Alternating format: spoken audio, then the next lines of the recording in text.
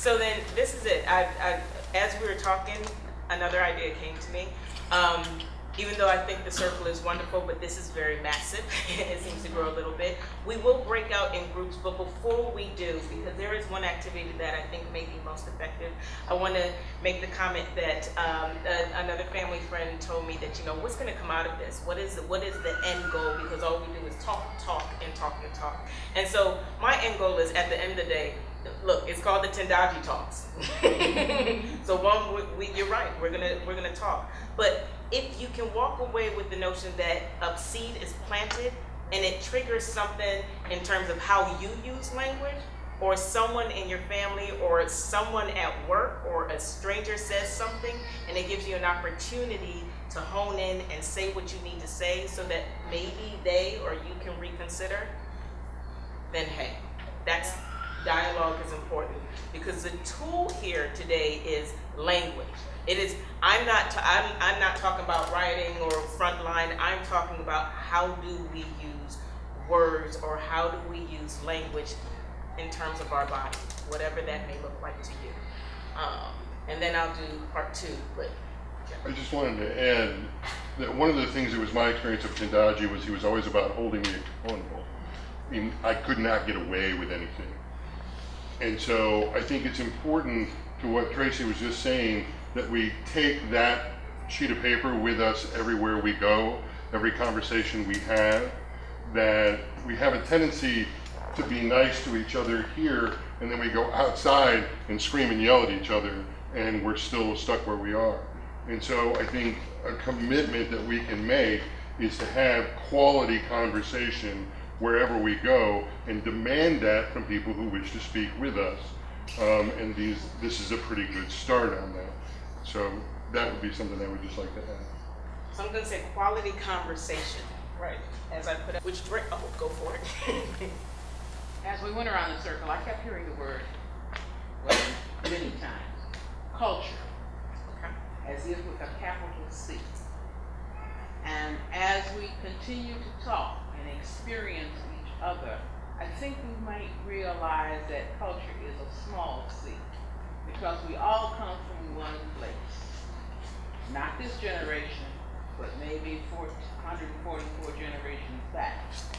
And we have borrowed from each other, stolen from each other, obliterated some of each other, but it's all the same stuff. Stop. The other thing that I wanted to share was an idea that Dick Gregory had back in the early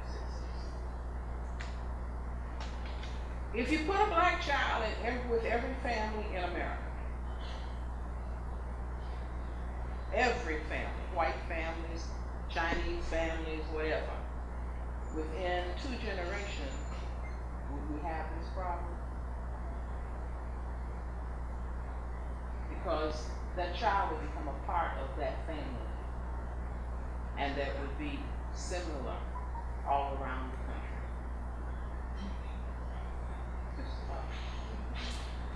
Okay. I just wanted to hit on the idea of accountability in terms of when we leave here, that we were challenged to look at what we can do. I'm impressed by the lady behind me that mentioned her neighborhood Facebook page. That's something that if we have a Facebook page, we can go home and change it tonight. Actually, you're jumping into what my comment was. So it's already happening, which is, before even breaking into groups, I'm thinking that people heard something that triggered them, even just around this circle. And I think it's important to actually respond directly to what that is. So let's jump right into the circle. Some people call it fire. You may call it water. I call it smoke. That's a combination of both.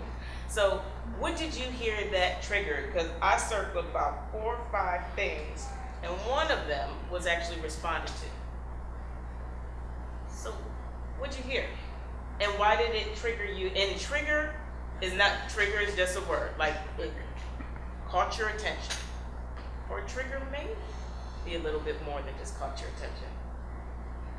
one of the things that caught my ear was it seemed while people were using the word inclusion, they were speaking about something else. And I think the importance of discussing the language of inclusion is the idea that inclusion should not stand for something else. It is not the same as integration. It is not the same as tolerance. And yet, a lot of times people use it in that way. And so that's something that caught me as I was listening to the conversations.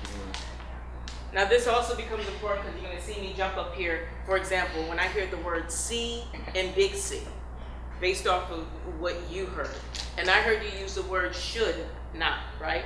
So terms like that even become things that we hear. What else did you all hear? And what I want you to consider is that when you're listening to someone else, you're responding to what you heard. So this is a little bit beyond your opinion in terms of what you want to say. But what did you hear from someone else that triggered you as it relates to language from someone who hasn't necessarily shared as of yet? I know 2 or 3 of you have shared. I don't know if this is exactly what you're after, but when I heard that inclusion should reach out to those who have felt excluded, that really jumped out at me as sort of summing up the struggle I have. So for those who have felt excluded, inclusion, okay? Is that clear, Carol, to what you said? What Carol said. Okay. And the exact opposite of that was what Marion said. Right. Was that sometimes I don't have to include you. That Maybe I don't want to include you, I had to write that down, right? right? No, and that's, no, I had to exactly. circle that. And we each have that right to decide who we will include. And it can change based on circumstances or situations or whatnot. And before we even get to, because I don't want to say, that was like a big circle. Yeah. How do people feel about that? Like that's a phrase. There, I'm assuming that there's some who feel like I don't want to. I'm just gonna be real. There's times when I don't want to include others. I want my circle to look just like this. But I think that's contextual. I think that's about. You said at times, so. Right, no, I think it's where you are, what's going on. Mm-hmm. And I think when we're using this term, we're not talking about you personally. We're talking about on a bigger scale than that. Some We're talking context. human to human in a bigger scale than that. Because if it was just personal, you have the right, and anybody else have the right to, I'm in my home. I don't want you up in here, right? But it's that bigger piece, right? I'm human and you human, and for some reason I can't eat because you don't feel I should be included, be able to come to the table to eat. So you're keeping a human right from me. So I think it's contextual, right? It's not personal. Right? Oh, Not you. no, not me, not not me. But isn't that my right not to have you at my table? Personally, it is. I don't think, not, correct me, but I have no answers here. Okay. It's like I'm not gonna. Right. Like, What I'm as a group, hearing, though.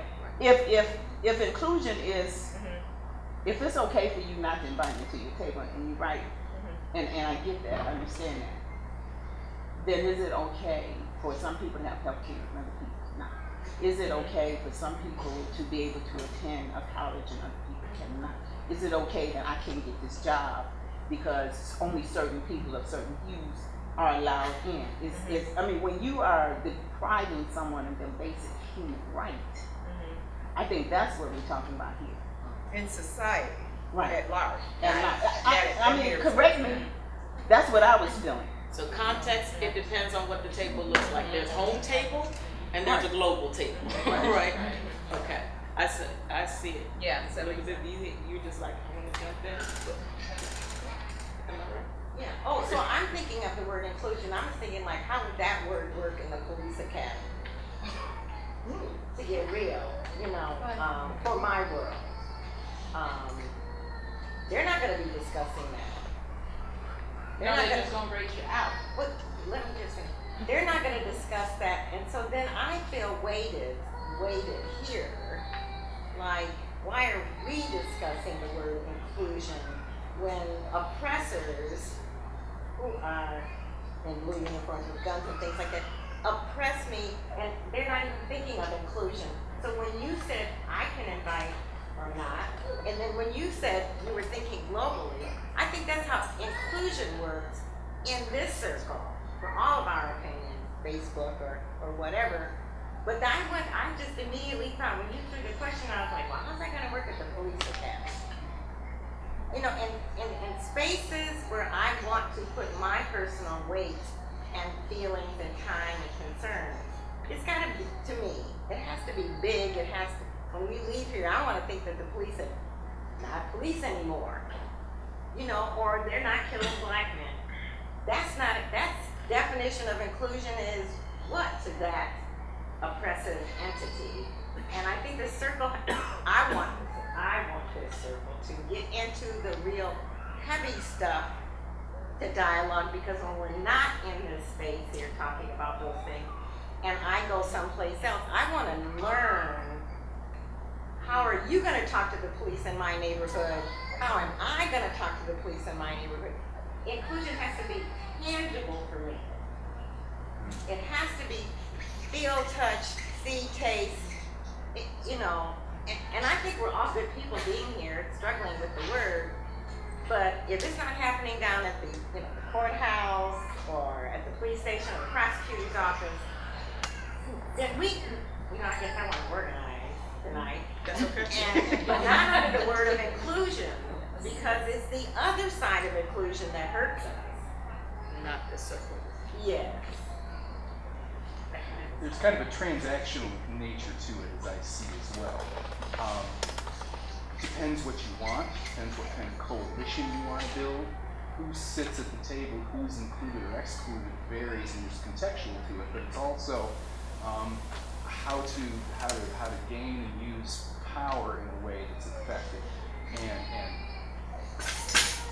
the other day, I found myself sitting across the table from someone who I could barely stomach, and I had to shake his hand twice. Right? So there was inclusion for a purpose, there was a transaction, there was a reason. But there are other reasons why, I would never want to be at the same table with that person. Or, Elizabeth, you spoke of a grant, applying for a grant, right? Sometimes if you go where the money is, to be included in that pot for whatever program is important to you, you have to hold your nose. Or check. Situational inclusion. Yeah. Yeah, have to hold your nose so that you can get whatever it is that you need to survive, to thrive, to grow, to live. When we talk about diplomacy and all of the Is that inclusion? Is there something else under that particular amount of that? Is that really inclusion when you have to hold your nose? when you plan politics? Mm-hmm. Is that I don't, is that really the word that we are? I don't know. That's a moral thing. Okay. So I know, because I know your heart is a voice. Go for it. No, I was going to say to me that question speaks to what the gentleman in the back brought up too, which is maybe the difference between inclusion and integration. So like, what are the terms under which inclusion occurs? Do you kind of, give someone 5 minutes to talk and they come to the table and they say what they're going to say, but the rules of the game don't really change. So you're participating in a system, but you don't really have control over a lot of the parts. There's a lot of systems, right? We know the systems. They're called education system. They're called Foundation. They're called foundation system. Police. Police. State government. Law, State government. law enforcement. White House, right? Right. So there's a lot of systems. Okay, I know I was gonna say that, but I was trying. Church? We We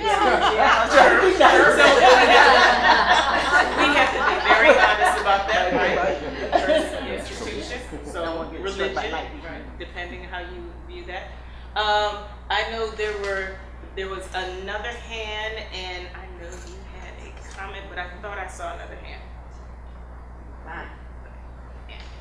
I got really triggered by the image of God because so many people have used that to exclude people that I love and care for. That institutional system of religion I have problems with. My relationship with Bob is pretty good on one-on-one in my family, but that triggered a lot.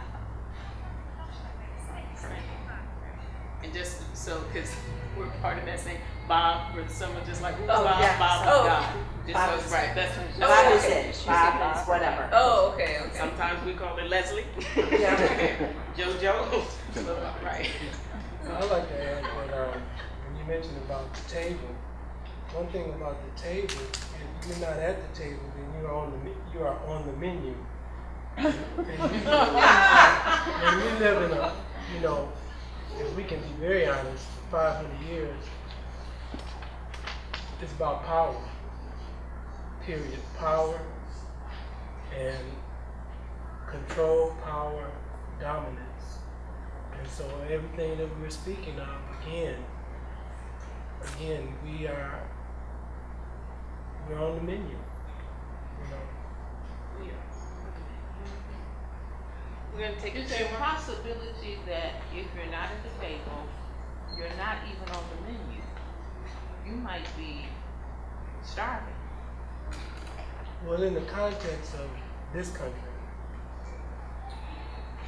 it was never built for inclusion. That's not the tenets of the Constitution. That's not the, so, I mean, a lot of times, most of us, especially now, we live in lives of delusion. Someone used the word delusion on here, I wrote it down. That's why I was struggling earlier. It's the white power and privilege idea, the assumption of excluding others, the reality of excluding others, but then the assumption that because I'm white, I would also, and how do I get past that doubt that someone would have because I'm attempting to include, and the language that I might use that causes that doubt, that skepticism. And to add to that, the fact that you said white power and privilege, who is that coming from, right? You're saying it, not, because I'm thinking if someone else said it, who is of a darker hue, the trigger may look differently, depending on who's in the room, right? So I can hear it from you. You identify as white, plus power, plus privilege, right? So important. Piggybacking on what Donna is saying, glad she brought it up. This notion of inclusion has come from a white power base, and it presumes to reach down and grab you poor, unwashed, unworthy, and make you like us. Which means that we have to speak not only the same language, but the way you speak it, which is what's coming up with the immigration stuff. Well, maybe we can't change the color of our skin, but we have to dress as much like as, all of those quote unquote qualifications to be accepted in the inclusion training. Normalized. I want to throw out a question based off of these three words, white power and privilege. Anybody triggered? Yeah. Oh, yeah. Okay, so throw your hands up if you're triggered by the word white power and privilege. And I notice as I'm saying it, my voice is getting louder, right? White power and privilege in Flint Public Library. Anybody? Yeah. 1, 2, 3, 4. Everybody, 2. Anybody who's just like Traci, lower your voice. I need you to quiet down. Right. Why are you triggered? Well, And it's then we're always really gonna been get into the a pet peeve of mine personally that cultures get boiled down into two colors in this country so often. There's black and there's white. And that is such an oversimplification of who we are as a people, as a member of a certain culture, and maybe you're neither one nor the other, where are you included in the conversation about the perception of race, especially based on what's visible? Two colors. I'm not even black. I'm like chocolate cocoa brown. Hershey on a good day. I love you, Traci. Well, I'm not white. Okay, in a church convention, I challenged someone who took umbrage at my terminology that I, using the common thing, I said, as a black person in America, you're not black. Well, honey, when you come right down to it, you're not white. Now, if you don't want me to use the term black, then I'm gonna have to call you what you are, you're pink. You see, we've come up with some color associations that have given privilege to some action. And it has affected me, and one of the reasons it turns me on is because as a black girl from Mississippi, I got hit many directions. And I've seen people turning themselves inside out to try and gain acceptance at the table. So I want to, given that, I would like someone to respond to that trigger point, but a voice that we have not heard, right? And that becomes important. So I'm here right here.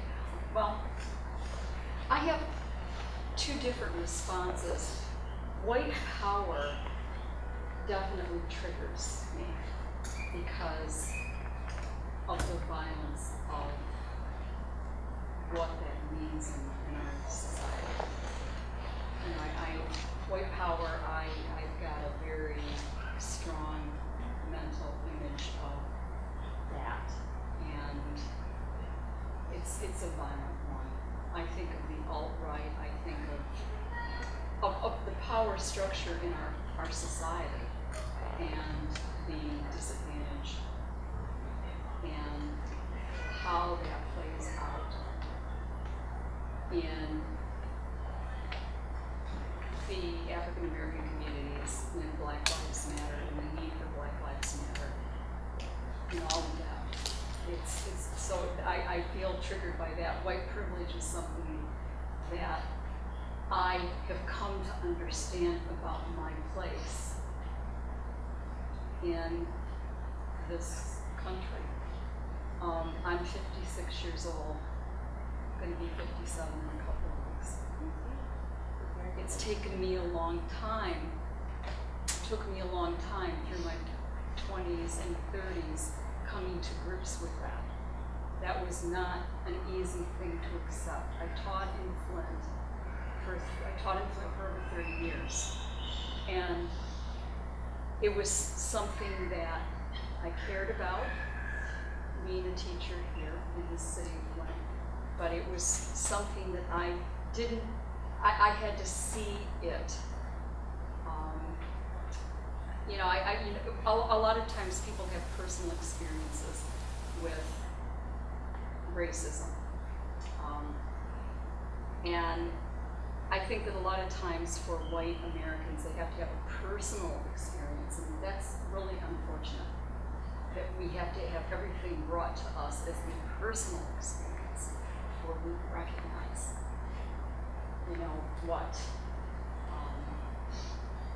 what that's all about. But a lot of times that's, unfortunately, how we contend with it. For me, it was dating an African American man for 5 years and having to contend with violence from a white man under me in an apartment building out in Davison. I didn't realize that I would be a victim of a white man's hostility and violence toward me. He was afraid of the African American man I was dating. And so he targeted me. Yeah. So, I've for me, this has been a journey. way too long, but it's been a journey. This is where we will break into groups for the activity, but before we do, Tracy, we are at 7 o'clock, so we've got 15 minutes. 15 minutes period. No, well, you know, because we want to be out by a quarter till, so we've got. 7:45, right? I got it. Okay, just so you know where we're at. So keep in mind, I want to also give this to some of our youth in the audience, because in many ways we talk from this space in which quite a few of us have been on earth, I'm going to say, 30, 40 plus years. We've had some experiences, but we're also giving our experiences to the generation who will also continue this dialogue, right, in this shape or form. So what I wanted to ask, not to target, but I'm going to target the three, but you are so staring at me, because you know I'm gonna call you, right? He's like, I dare you, yeah, right? So there's three of you that I know, I'm looking at, right? Three of you, I would like if one of you could just share in terms of what do you think based off of what you hear? You're gonna lead us into this breakout. What are your thoughts from what you heard in terms of anything comes to mind? Because your voice is important. Thinking you may be on earth longer than some of us, if not all.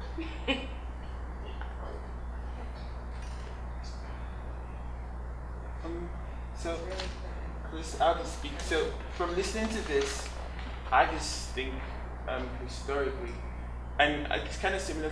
Forgive me, I do not know your name. Sorry. Point. Yes, you saw him. Ted. Okay, it's kind of similar to what Tim was saying, and that's basically the thought that goes through my head as I hear this.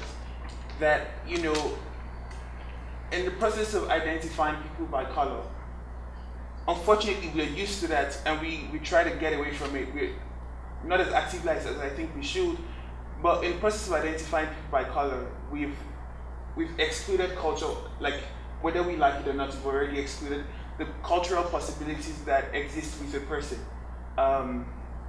So hence, and another challenge, another thing I think about is we tend to think of white as a certain thing and black as a certain thing.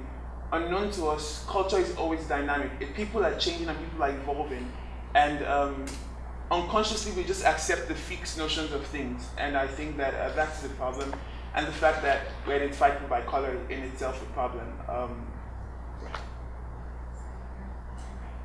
Do either of you want to add to that? You're like, that sounds good. Okay, so this is the thing. We're not going to make this difficult. We're not going to do any counts. 4 to 5 people in a group. It could be the people right next to you. You just get tight.